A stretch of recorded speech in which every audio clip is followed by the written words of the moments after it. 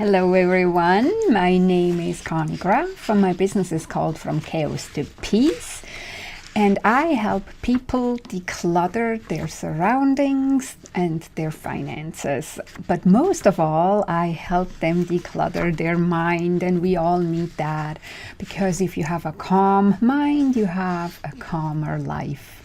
So what I usually say is clutter clearing is self-love, but for this event, for the International Day of Calm, I slightly tweaked it and I'm saying clutter clearing makes you calm, or at least calmer. Because it reduces stress and it improves your mindset and your habits for a healthier, happier, and yes, calmer life.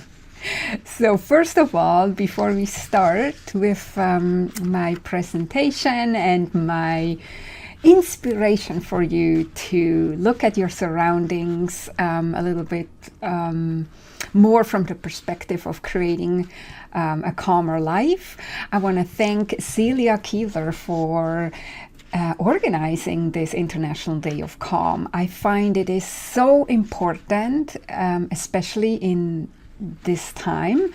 And when she first talked with me about it, it was back in January, I think, and it was not as crazy a time as it is now. So it looks like we're going more and more into the crazy world, and what we actually need to do is really start to calm down.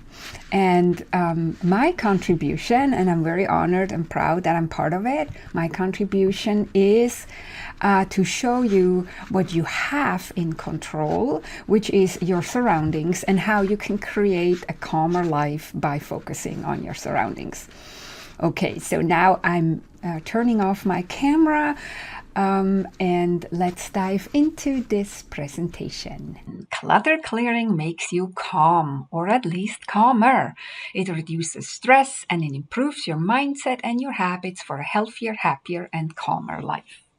So in our busy and hectic life, we often resist to let go of the old and to move forward, because the old seems to be the only thing that's giving us a sense of comfort, and the new seems so scary. But when we hang on to the old, even though it doesn't fit into our life anymore, that's how clutter happens and gets created. Then, when our surroundings get more and more cluttered, the familiar and comforting feeling fade away and we get more and more stressed. The more stuff you have, the harder it is to keep it clean and organized, and the more chaotic our surroundings get, the more stressed we become. We might start yelling at our loved ones or becoming impatient with our children and ourselves. We misplace things, and by looking for them, wasting precious time and energy, life becomes even more hectic and we become even more stressed out. Decluttering your environment is a great way to reduce stress and become calmer. But by environment, I'm not just talking about the physical environment. I'm also talking about the digital environment, your social environment, your financial environment, as well as your mental and emotional environment. In fact, it starts with improving your mindset. I often say all clutter starts and ends in your brain. Clutter of any kind is unmade decisions. Decisions are pushed away because we say we have no time or no energy. But if we had less clutter of any kind, then we would have more time and more energy. Creating supportive environments is one big thing that you can do for your mental health and your regular health on a daily basis. It is one thing that you have control over in a world that seems so out of control. Now, living a clutter-free life doesn't mean that we have to create a showroom-like home, become a minimalist, or living without any possessions. Of course, you can go down those routes if that's what you want, but that's not what I'm standing for. For me, it's all about making space in your life for the things that matter the most and letting go of the rest. It is about getting clear on what you love in your home and in your life and why, and then creating the space for it so those treasures can really shine. And you then have the time and space that you can enjoy them, and as a result, you feel more calm. Are you ready? Let's start the journey from chaos to peace with ease. So, what is clutter anyway? What do you think when you hear the word clutter? A messy house, or your overflowing closet, or your overflowing inbox on your computer or cell phone, or the garage filled to the brim? Most people only think of the physical clutter in their house, office, or car, but there is so much more to clutter than just physical stuff, because there is also paper clutter, digital clutter, mental clutter, social clutter, emotional clutter, spiritual clutter. Are you surprised? When I talk to people, they understand physical and digital clutter, but often have no idea what mental, social, emotional, or even spiritual clutter could be. Besides, in those types of clutter, there are also different categories of clutter. One category is things you do not use and don't love. The second one is things that are untidy and disorganized. Third one is too many things in too small of a space.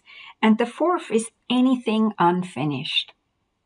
I do have a podcast, and in podcast episode number 2 in the From Chaos to Peace podcast, you can hear more about these types and categories of clutter if you are interested.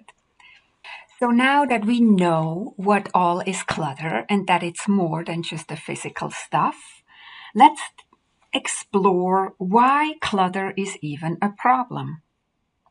So to that, I say everything in your outer environment is a reflection of something that is inside of you. As above, so below, as within, so without, as the universe, so the soul, said Hermes. So if your environment is stressful and overwhelming, then you feel stressed and overwhelmed. If your environment is calm, you feel calm.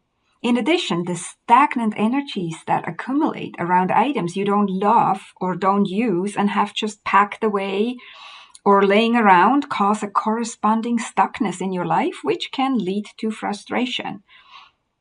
The more stuff you have around you, the more your energy is consumed by these things because you have to take care of them. And as a result, you are spending a lot of attention and energy on stuff that holds you back, keeps you stuck, and stresses you out until you're completely overwhelmed. What spiritual teachers like Hermes talked about for thousands of years already is what scientists are slowly able to prove. Clutter stresses us out. The University of California, for example, found that stress hormones spike during the time you spend dealing with your belongings. Researchers at the Princeton University Neuroscience Institute came to the conclusion that a cluttered environment restricts our ability to focus. The clutter and chaos also limits the brain's ability to process information. And Stanford University published an article on how less clutter can reduce stress levels. There is lots and lots of more studies, but I'm not gonna bore you with all of those, no? Because many studies have found that clutter creates health problems and is related to stress. Stress seems to worsen or increase the risk of conditions like obesity, heart disease, Alzheimer's disease, diabetes, depression, gastrointestinal problems, and even asthma. But now, please don't be stressed out about being stressed out. We don't always have full control over what stresses us out and what we are exposed to, but we have more control over our home and our own environment, and we can start right here to reduce stress and become more calm. Again, when your environment looks bad, you feel bad. Now let's see what happens when we start clearing our clutter. When you let go of things that have no more room in your life and that stress you out and keep you stuck, you will physically feel the release in your body. You will feel lighter and you will feel calmer. You will feel like a weight has lifted off your shoulders and that you are now in the flow. And this will lead to feeling more energized, optimistic, and happy, and yes, calmer. You will have more time for the really important things in life. There is less to clean and tidy. There is no chaos. With more room in your home, you are more motivated and energetic because clutter makes you also tired, lethargic, unfocused, and uninspired, which leads to frustration, not calmness. With more room and calmness in your home, you also have more room and calmness in your mind. Remember, as within, so without. And with more room in your home, it's easier to make decisions and to live your life on your own terms. That's why I say clutter clearing is self-love, and it makes you calmer. Because self-care and self-love is more than just bubble baths, massages, and special treatments. Self-love and self-care is creating a calm environment that supports you in a very practical way, brings more ease, calm, and joy into your life. So how do we get there? Well, first, I love to ask my clients, what are your priorities in life right now? There is no right or wrong answer. A family or a single parent with school-age children has different requirements than empty nesters, singles, or couples without children, for example. Often, life takes over work, school, chores, outside demands, and we lose sight of what is really important to us.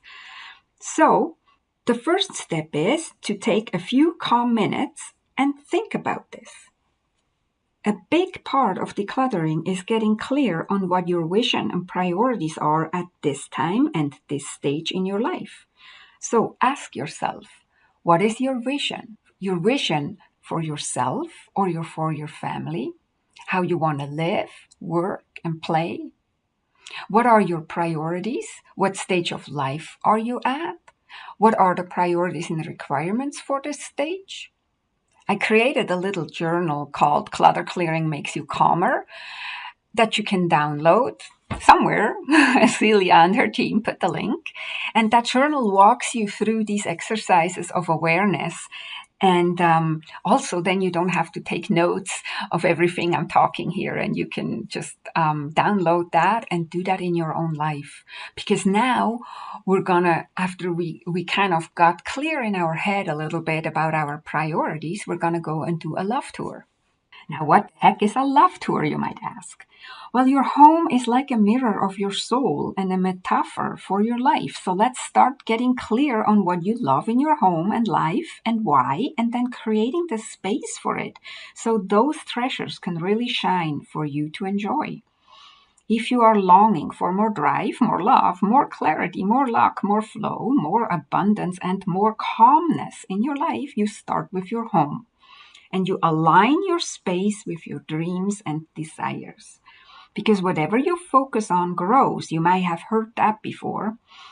And if you focus on the positive, beautiful things, clean and calm space, you will attract more of this in your life. And if you want more calm in your life, you create more calm in your environment. So again, in my little journal or workbook that I created, it walks you through how exactly to do a love tour. And I also have a podcast episode called The Love Tour that walks you through how to do this. And that would be episode 5 of the From Chaos to Peace podcast. Now, after all this theory, we want to start getting practical. So how do you actually clear clutter? What I want to say first is little things stand in the way of big things. And it's often the little things we're not doing that grow into chaos and overwhelm, and we lose focus of the big important things. So let's start doing the little things again in a few minutes a day and start changing your life. So my 3 key principles for successful decluttering is you divide the area into small chunks. Where most people trip up when they start decluttering is they take on way too much. You have to start in small chunks.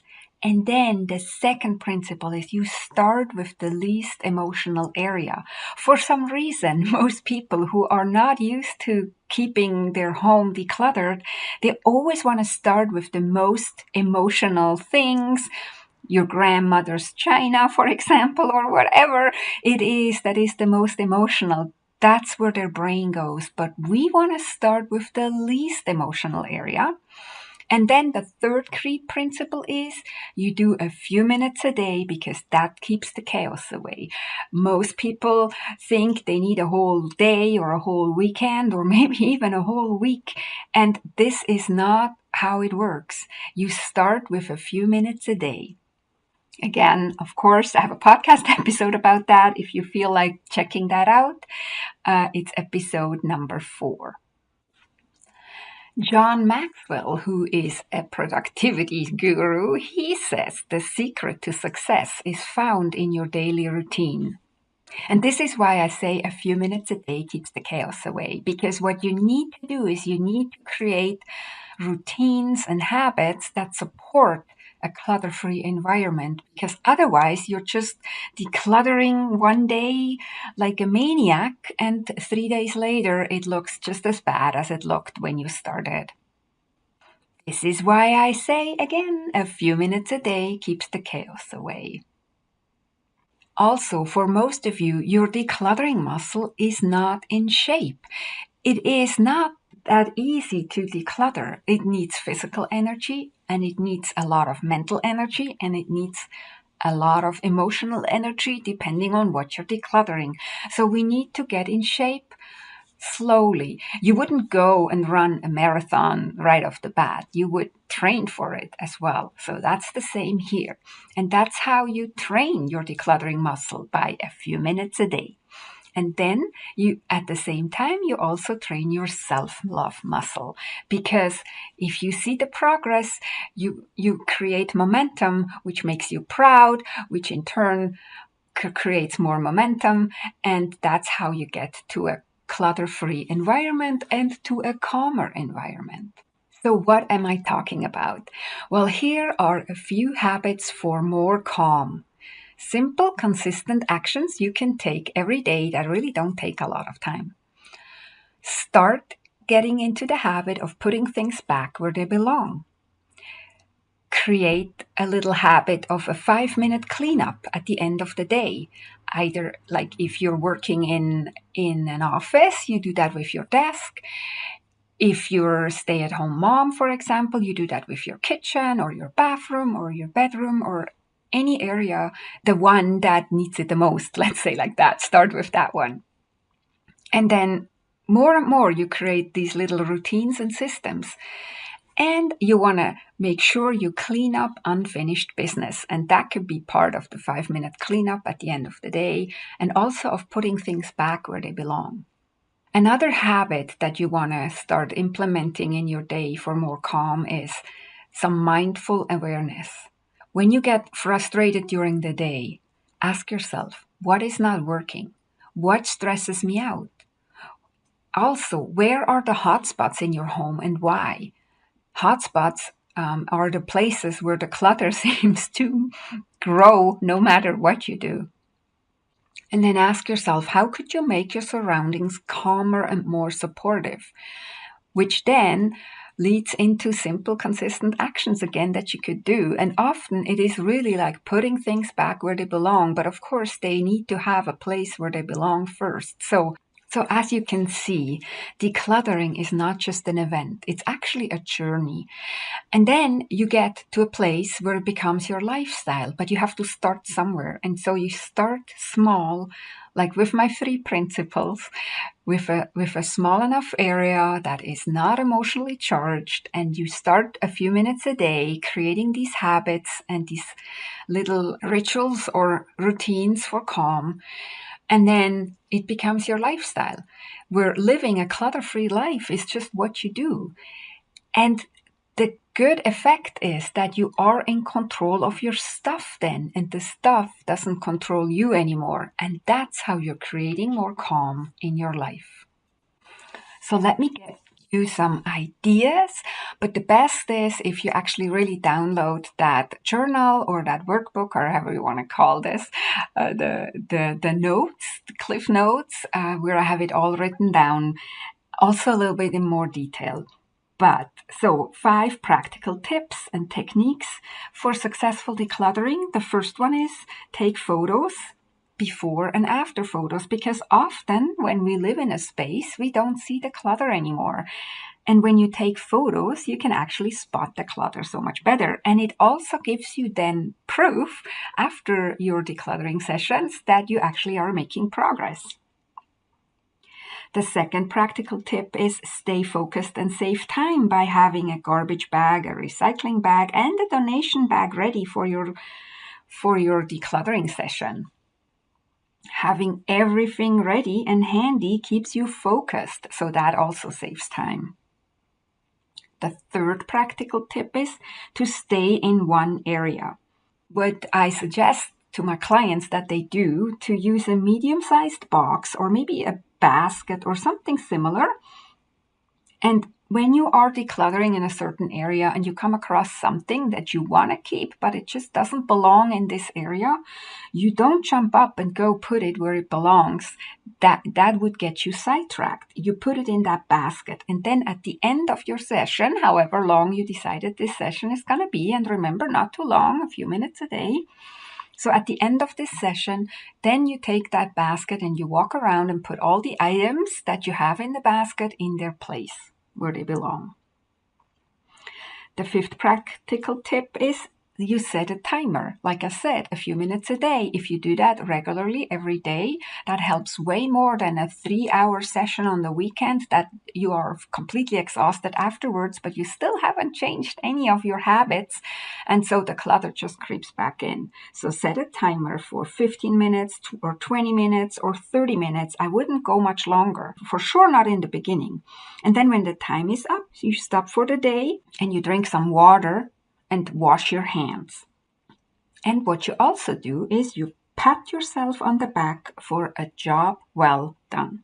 And then the fifth and last practical tip I want to leave you with right now is a few questions that you can ask yourself when you're struggling to make a decision whether you want to keep something or not. So the first question you can ask yourself is, if I didn't know I had this item, how much effort would I have been willing to put into getting one just like it? Or how much would I be willing to pay for it? The second question you can ask is, especially if it doesn't spark joy, as Marie Kondo would say, you can ask yourself these additional questions. Is it generally useful? If yes, when did I use it last? When will I likely and realistically use it again? Is it worth the space it takes up in my home? Would I trade inner peace for it? In that downloadable workbook or journal, I have a few more examples that you can read up and use in your life to start decluttering. So make sure you go and download that. I have tips for your closet, tips for your bathroom, tips for your kitchen, and some for books and magazines, which a lot of people don't consider clutter, but can become clutter for sure. Now let's talk a little bit about mental and emotional clutter. We are what we think. So you want to pay attention to your thoughts and your self-talk. We often stress ourselves out with what we think, and as a result, we lose our calm. Many of those thoughts are programmed beliefs we've come to accept as our own over time, especially when you hear yourself say out loud or silently to yourself, I should. Do you have such I should thoughts that come up for you a lot? Ask yourself, whose voice is talking? Does this thought pattern serve me? How does this belief limit me or my choices? Does this thought make me feel calm or stressed? Most likely stressed, right? I often suggest to replace the I should statements with I could and then see how that feels. More information about that in the workbook. Okay, let's quickly summarize. We talked about what clutter is and why it is a problem. We talked about the positive effects of clutter clearing and that you start with the priorities in your life and then align your space with your dreams and your desires through the love tour. I gave you some tips on how to clear your clutter, mainly my 3 key principles for successful decluttering. And I gave you some practical tips and techniques as well. What you want to create are habits for more calm and also an awareness of your own actions and what actions would support you more. And how to keep the clutter from creeping back in is also by a few minutes a day, you know? And at the end, we talked a little bit about mental and emotional clutter.